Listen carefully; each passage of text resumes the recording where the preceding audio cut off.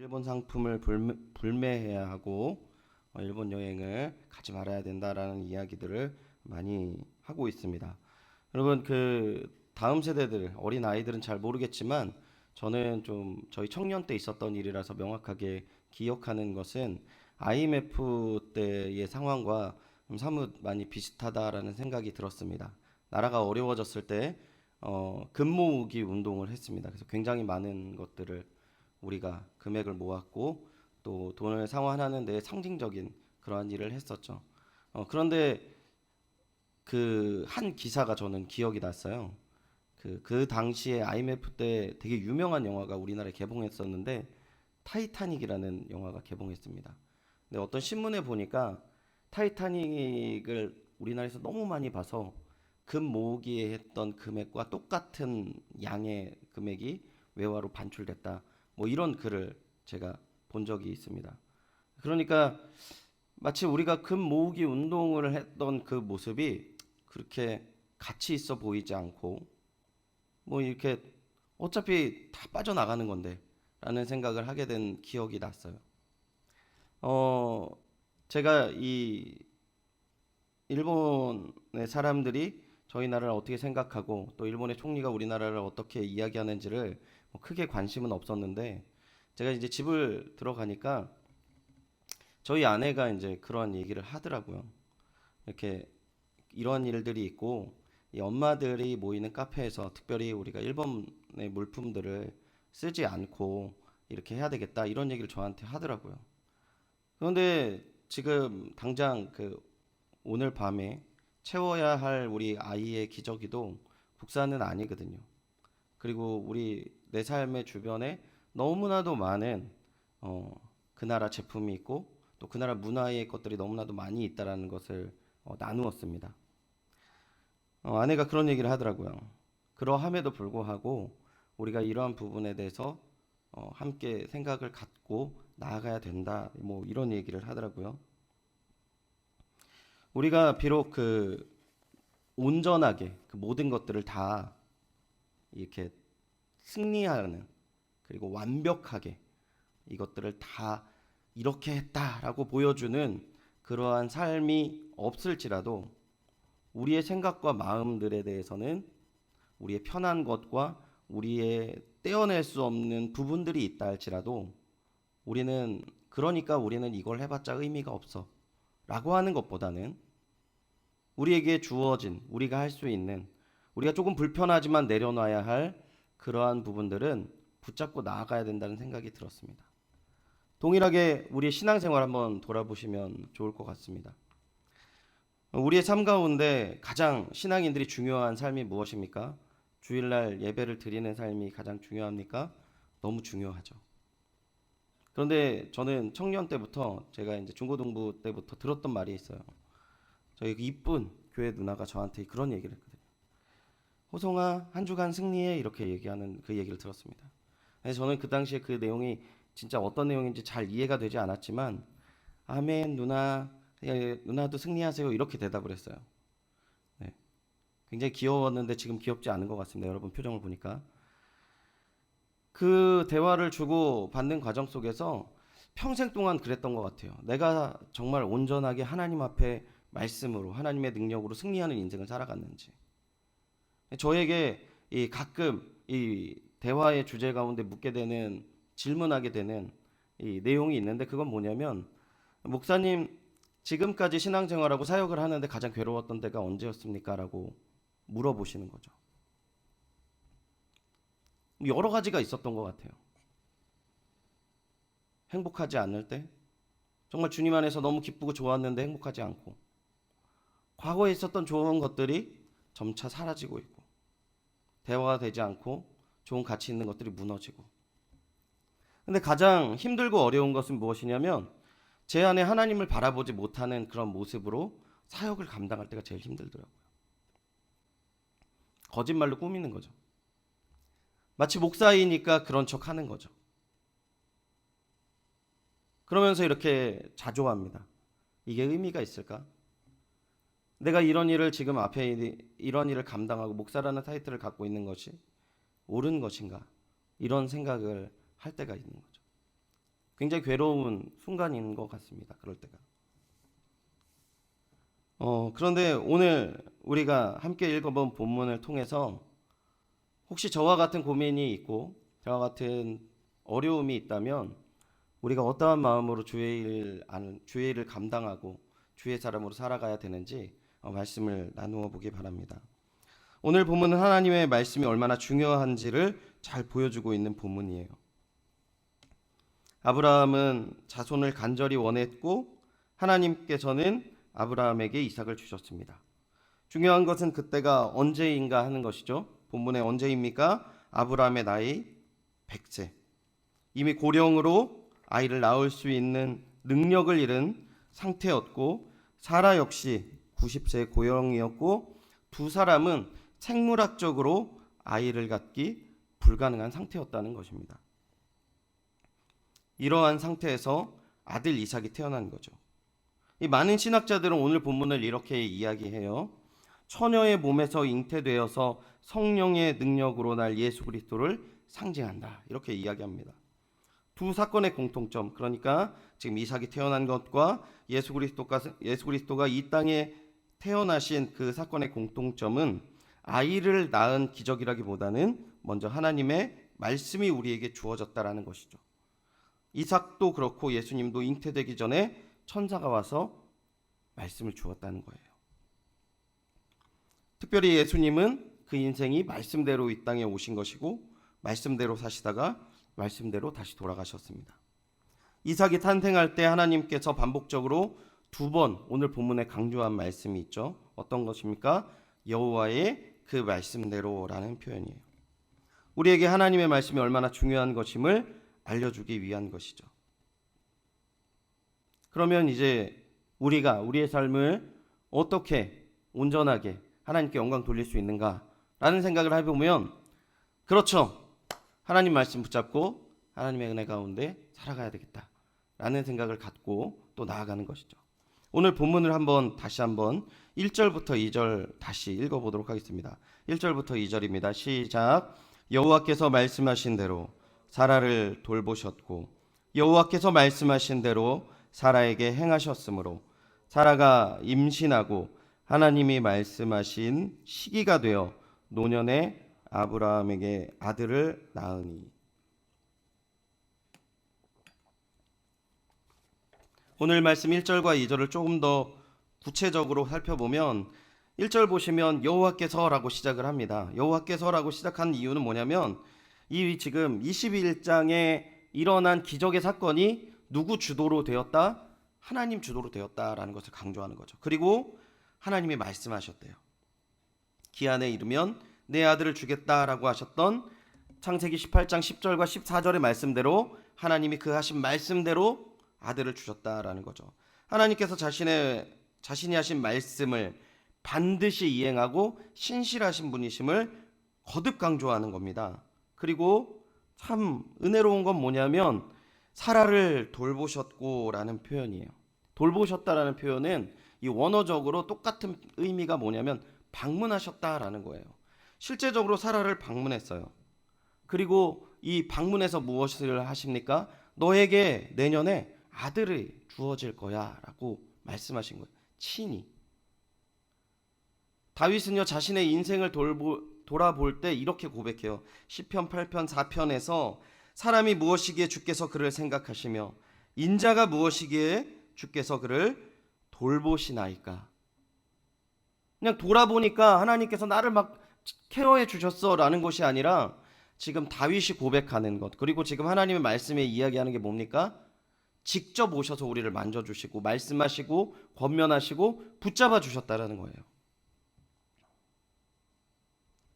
그리고 하나님께서 행하셨다라고 말씀하십니다. 사라가 아들 이삭을 임신하도록 이렇게 모든 일들을 계획하시고 만드신 분이 누구시라고요? 하나님이시라는 것을 다시 한번 계속 강조하고 있어요. 그러니까 오늘의 본문의 내용은 하나님의 약속의 성취는 인간의 눈에 보일 수 있도록 드러나게 한 사건이고 이 모든 것은 이미 하나님의 말씀이 주어진 때에 이루어지는 것이다 라는 것을 이야기한 것이죠. 여러분, 오늘 본문 1절과 2절까지 제가 이야기를 하는 부분에 있으면 이제 우리는 귀한 하나님 말씀의 비밀을 그리고 진리를 깨닫게 될 수 있는 거죠. 무엇입니까? 하나님 말씀 붙잡으면 된다는 거예요. 그렇죠? 하나님 말씀 붙잡으면 다 된다는 겁니다. 근데 이 사실을 모르진 않아요.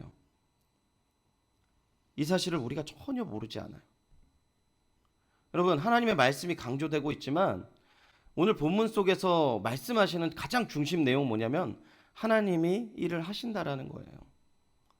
하나님이 우리에게 주님이 주신 은혜의 일들을 감당케 하신다라는 것입니다. 제가 이 사역을 하면서 좀 가지는 신념이 몇 가지가 있어요. 뭐냐면 동역자들을 바라볼 때에 저 사람들은 이렇게 해야 돼라는 신념이 있어요.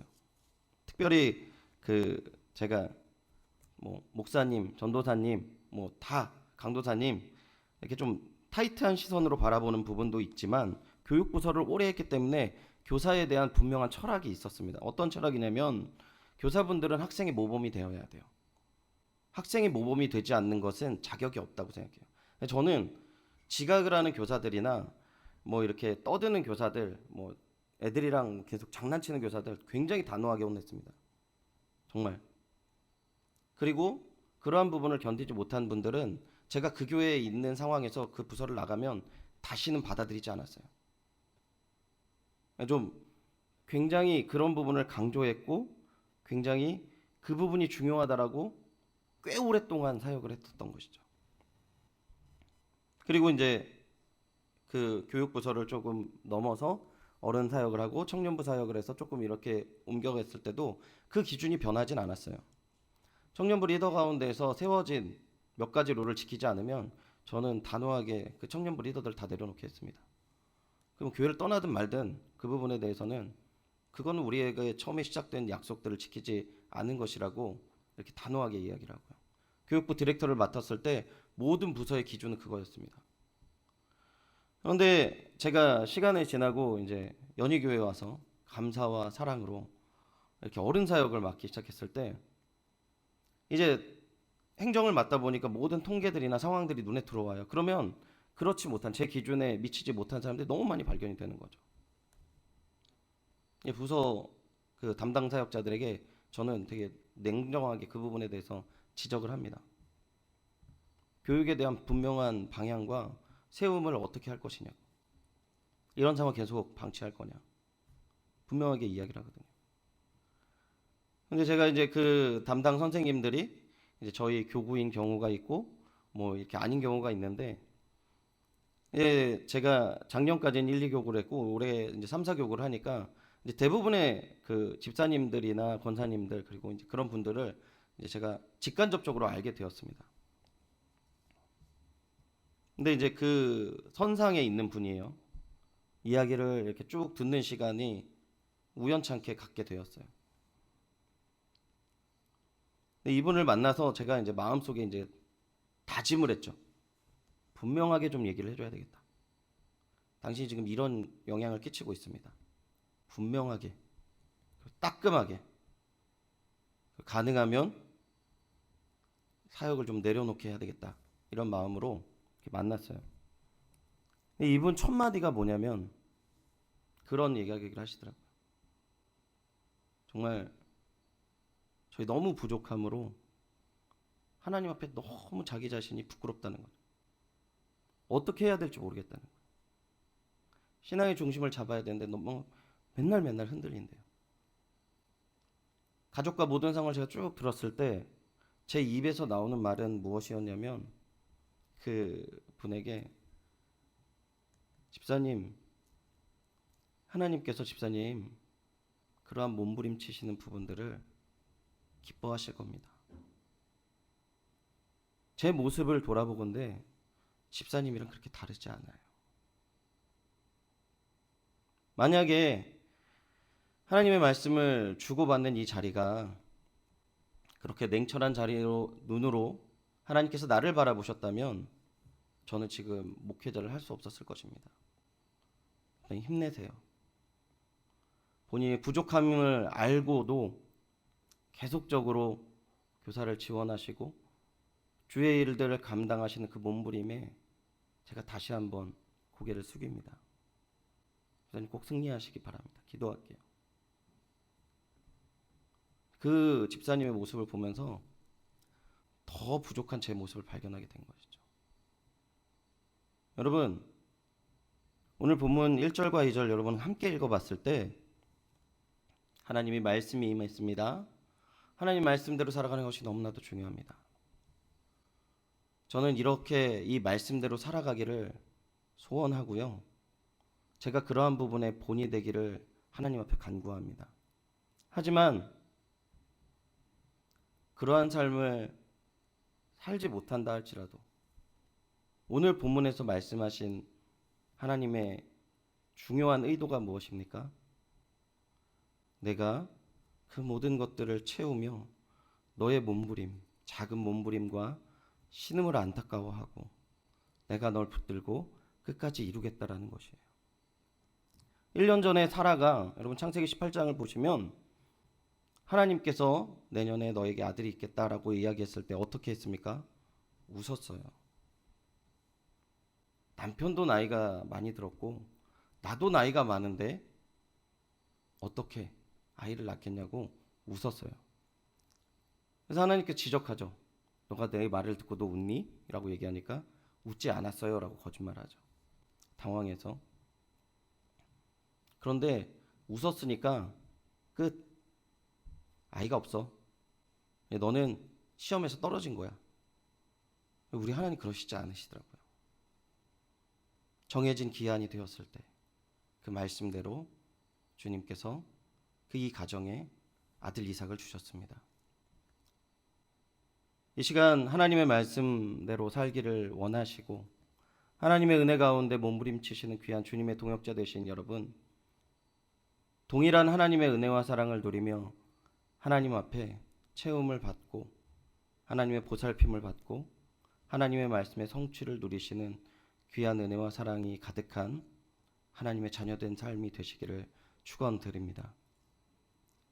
하나님께서 우리의 모습을 우리가 가진 기준으로 재단한다고 한다면 우리는 결코 어떠한 일도 주님 앞에 드러낼 수도 없고 할 수도 없는 사람일 것입니다.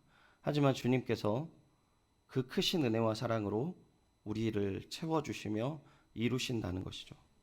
우리가 오늘 나머지의 말씀을 조금 더 정리해서 보면은요, 두 번째 생각해 볼 것은 하나님께서 그 성취를 어떻게 하시는가, 우리의 삶의 변화와 열매를 통해서 그 부분들을 성취해 나가신다는 것이에요.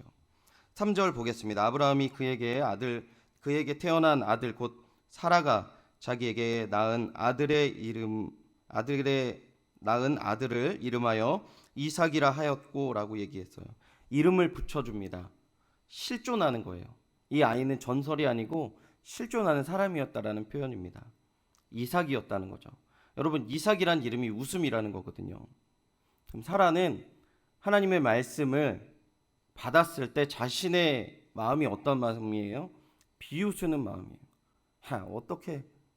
어떻게 내가 이제 90살의 아이를 낳을까? 젖을 먹일까? 이러한 모습이 진실된 웃음으로 변화되는 실체의 웃음을 고백하고 있습니다. 4절 보겠습니다. 그 아들 이삭이 난 지 8일 만에 그가 하나님이 명령하신 대로 할례를 행하였도다. 하나님께서 그의 백성의 징표인 할례를 낳은 지 8일 만에 그 말씀대로 첫 번째 드리게 된 자식이 누구입니까? 아들 이삭이라는 거예요. 5절 계속 보겠습니다. 하나님이 그의 아들 이삭이 그에게 태어날 때 100세라. 이거는 타협할 수 없는 말도 안 되는 상황에서 주신 것이다라는 것을 다시 입술로 고백해요. 그리고 6절 우리 같이 한번 읽어보겠습니다. 6절입니다. 시작. 사라가 이르되 하나님이 나를 웃게 하시니 듣는 자가 다 나와 함께 웃으리로다. 6절의 내용을 생각해 보면 이제 사라에게 비웃음이 진실된 기쁨의 웃음으로 변화된 것처럼 나를 보고 내 아들 이삭을 바라보는 모든 사람들이 이러한 기쁨을 누리게 될 것이다 라는 것이에요. 여러분, 우리가 주님 말씀 안에서 주님이 승리하신 그 은혜와 사랑을 부어 주실 때에 우리의 삶의 실존은요, 이러한 기쁨으로 넘치는 거예요. 여러분, 이 기쁨이 가득하기를 축원드립니다. 여러분, 하나님한테 맡긴 인생들, 우리가 몸부림침을, 이 미약한 몸부림친다는 그 모습을 갖는다 할지라도, 심지어 비웃는 이 자세를 보인다고 해도 하나님께서 변화시켜서 기쁨을 주시는데, 나에게만 주는 기쁨이 아니라 나를 바라봤을 때 모든 사람들이 기쁨과 희망과 은혜를 누린다는 거예요. 이게 믿음 안에서 승리의 실존입니다. 마지막으로 그 승리는요, 단순히 우리 인간이 살아가는 삶의 기쁨이 아니라 이 영적인 싸움 가운데 있는 승리를 이야기하는데요. 이 7절 다시 한번 같이 한번 읽어보겠습니다. 7절입니다. 시작. 또 이르되 사라가 자식을 젖 먹이겠다고 누가 아브라함에게 말하였으리오마는 아브라함의 노경에 내가 아들을 낳았도다 하니라. 아멘. 7절 보면은 6절의 내용과 뭐가 다른가 생각해 볼 수 있는데, 7절 보십시오. 사라가 자식을 젖먹이겠다고 누가 아브라함에게 말하였으리오마는 부정적인 표현이에요. 너의 이름이 열국의 아비 열국의 어미란 이름이 있는데 그게 말이 되냐?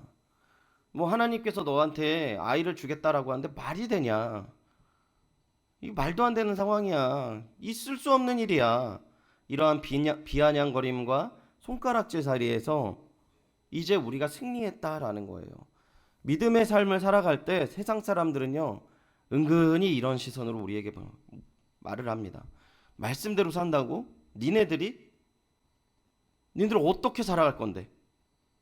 그 돈 10원 하나에 벌벌 떠는 너희들의 습성이 어떻게 그렇게 살 수 있는데, 그렇게 사랑이 없고 인색하고 아무것도 할 수 없는 너희들이 뭘 할 수 있는데, 하나님의 이 거룩한 말씀을 어떻게 받을 수 있는데.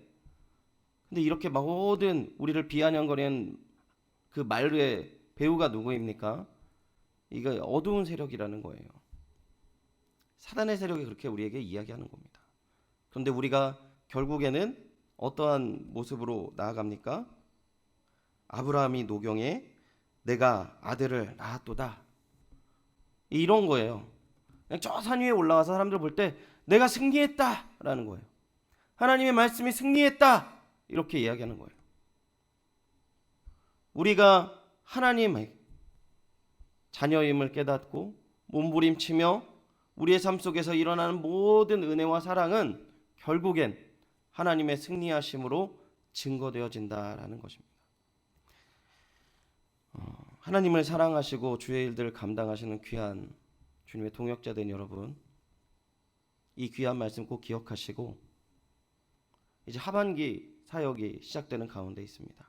먼저는 하나님, 저의 작은 몸부림에 응답해 주시는 귀한 말씀임을 깨닫고 하나님 신뢰하며 감사하며 나아가겠습니다. 나아가시기를 소원합니다. 또 하나는 이제 다음 주 13일부터 영아부와 유치부와 우리 유년부가 성경학교가 시작돼요. 뭐가 제일 중요할까요? 우리 아이들이 주의 말씀을 듣는 것입니다.